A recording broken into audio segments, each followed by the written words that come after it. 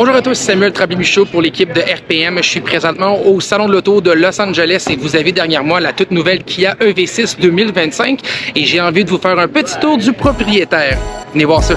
Donc, vous le voyez devant vous, la toute nouvelle Kia EV6 2025. On parle d'une petite mise à jour plus que d'une nouvelle génération. Je pointe les signatures de phare à l'avant parce qu'on les a retravaillées. C'est maintenant la signature de type Star Map chez Kia qu'on utilise sur d'autres modèles comme sur le EV9. On a également un capot qui est un petit peu plus plongeant.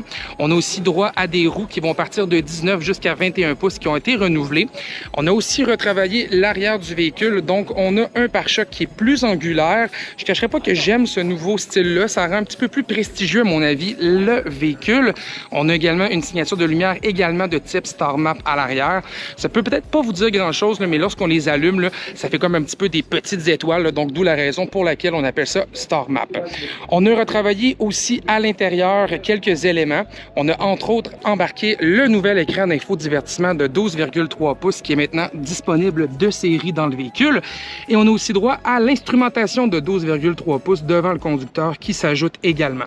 On a changé le volant pour mettre un volant qui ressemble beaucoup plus à celui du Kia EV9 qu'on appelle le volant D.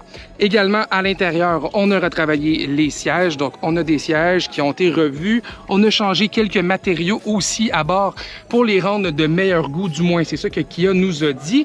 Et on a aussi retravaillé le chargeur pour téléphone qui est maintenant censé laisser moins glisser l'appareil lorsqu'on accélère avec le véhicule. À part ça, je vous dirais qu'on reste vraiment dans la continuité en termes esthétiques. On a toutefois travaillé les mécaniques du véhicule et c'est quand même assez intéressant. On va premièrement avoir au Canada maintenant droit à une nouvelle batterie d'entrée de gamme.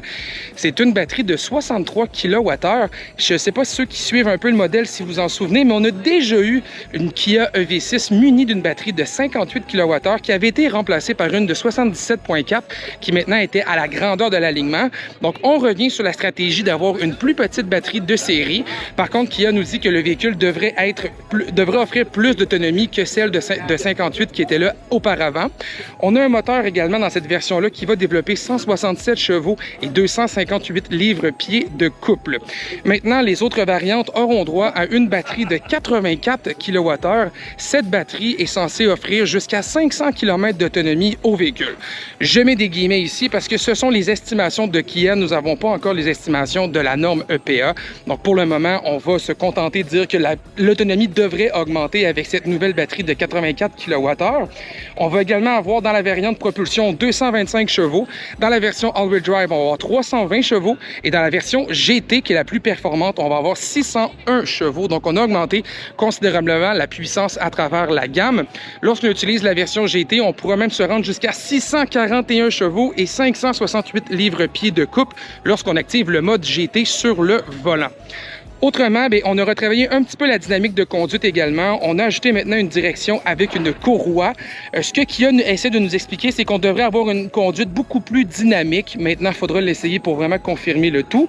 On a également ajouté des matériaux acoustiques à bord pour augmenter justement l'insonorisation. Et on a aussi augmenté la capacité de remorquage qui est maintenant de 2700 livres. Donc, on a augmenté un petit peu plus les capacités de remorquage du véhicule. Nous ne connaissons pas encore les prix, on n'a pas encore l'autonomie officielle. Il va nous manquer encore quelques détails, mais le véhicule devrait arriver durant le premier trimestre de 2025 sur les routes et nous aurons absolument l'occasion de l'essayer lorsque celui-ci sera disponible. Donc, je vous invite à suivre le rpmweb.ca et d'ailleurs, si vous voulez en apprendre davantage, allez voir mon article sur le rpmweb.ca. Bonne journée à tous!